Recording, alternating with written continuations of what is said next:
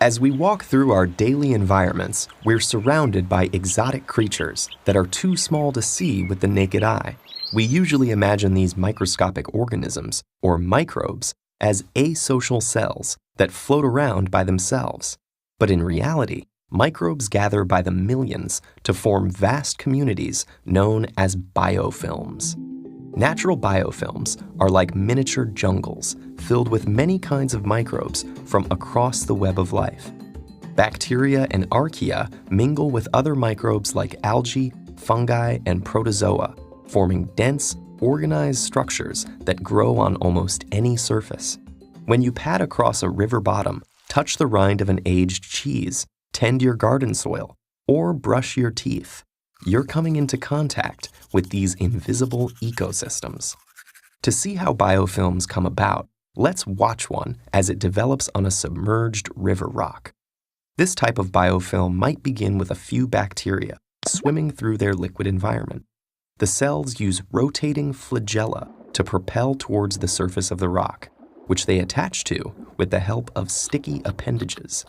Then they start producing an extracellular matrix that holds them together as they divide and reproduce. Before long, microcolonies arise, clusters of cells sheathed in this slimy, glue-like material. Microcolonies grow to become towers, while water channels flow around them, functioning like a basic circulatory system. But why do microbes build such complex communities when they could live alone? For one thing, microbes living in a biofilm are rooted in a relatively stable microenvironment where they may have access to a nutrient source. There's also safety in numbers.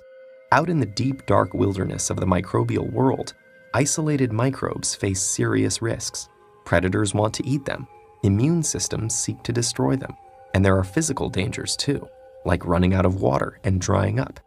However, in a biofilm, the extracellular matrix shields microbes from external threats. Biofilms also enable interactions between individual cells.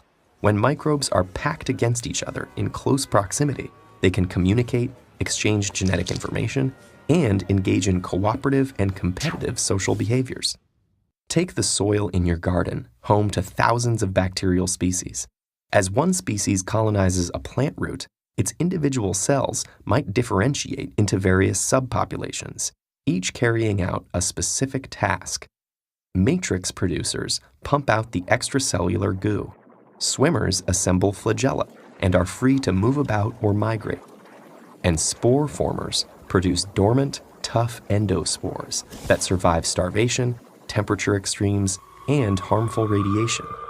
This phenomenon is called division of labor. Ultimately, it gives rise to a sophisticated system of cooperation that's somewhat like a multicellular organism in itself. But because biofilms often contain many different microbes that aren't closely related to each other, interactions can also be competitive. Bacteria launch vicious attacks on their competitors by secreting chemicals into the environment, or by deploying molecular spears to inject nearby cells with toxins that literally blow them up. In the end, competition is all about resources. If one species eliminates another, it keeps more space and food for itself. Although this dramatic life cycle occurs beyond the limits of our vision, microbial communities provide humans and other species with tangible and sometimes even delicious benefits. Microbes make up a major fraction of the biomass on Earth and play a critical role within the global ecosystem that supports all larger organisms, including us. They produce much of the oxygen we breathe and are recruited to clean up environmental pollution, like oil spills, or to treat our wastewater. Not to mention, biofilms are normal and flavor-enhancing parts of many of the foods we enjoy, including cheese, salami, and kombucha. So the next time you brush your teeth, bite into that cheese rind, sift through garden soil, or skip a river stone, look as close as you can. Imagine the microbial jungles all around you, waiting to be discovered and explored.